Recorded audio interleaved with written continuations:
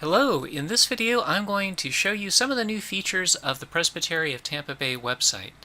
These have been coming for a while and they're finally almost ready to go live. In the next few days you should be receiving an email with a login and a password that you can use on the new login link on the top menu in order to access the additional features which I'm about to show you.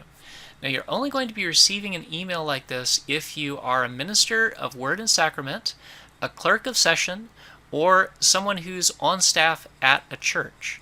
So if you're a church administrator or something like that. Also, if you are an elder who is serving on a presbytery committee, you'll be receiving a login too.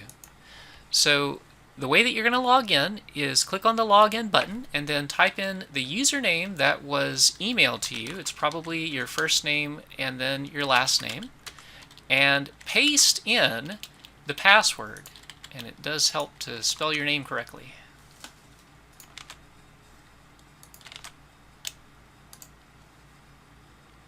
And that's going to take you to a special page that is created just for you that will allow you to access information that is only for you or additional information on other people in the presbytery that's only available after you've logged in. Now you can return to this page at any time by clicking on the User Home button, and you can also make changes to your own information. For instance, you can edit your account info, you can view the page that is specific to you, and if you are attached to a church, you can also edit the church information, the information that is about your church, and see the various forms that you've got. So I want to show you each of these features and just walk you through in a very brief manner. But first I do want to show you the rest of the information on this page. If you are a member of a committee or a commission, then you would see a link to the committee or commission page that you happen to be a member of right over here. And if you go to that page, you click on it, then you can see some extra information. For instance, in this case, the minutes from the committee or commission that you are a member of. And you can only see that if you happen to be logged in. Now, on the left is a section called News, and this is basically the e-news. So this you can see as soon as we get the information in and posted to the e-news. It also gets posted to the forum. So there is now a forum that those who have login information can post messages to. But this is also the information that goes into the e-news. So we have important announcements, and those are usually big things that are sort of like the top main article in the e-news. And then recent news, these are just the most recent additions to the e-news. And if you click on those, then you're going to be taken to that particular article in the e-news. So you can actually get a little preview of the e-news, or you can find things in the e-news that maybe you hadn't seen earlier, and you should be able to find information that you're looking for, not in the e-news only, but also on the website. So again, you can click on User Home to kind of get back to where you were. You also have a couple of other items. Depending on what your role is, you'll see different resources here in the Resources tab. Also, quick links to the Minister directory and the Church directory, as well as information on how to contact Presbytery staff and quick info for yourself. Now, right here in the middle column, we've got upcoming events, and this is where you would get information on upcoming Presbytery meetings. Currently, we don't have a packet or anything along those lines for the November 8th meeting, but when we do, it'll be uploaded here.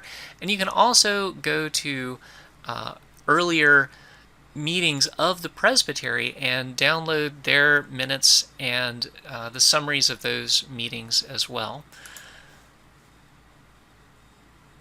But you can, of course, see when and where the next Presbytery meeting is going to be taking place.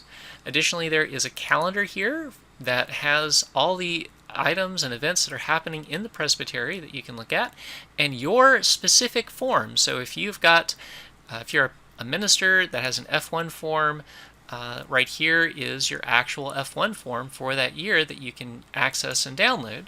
As well, if you are a clerk of session, then there will be a form there for your session minute review, or other forms that we may add in the future as a presbytery.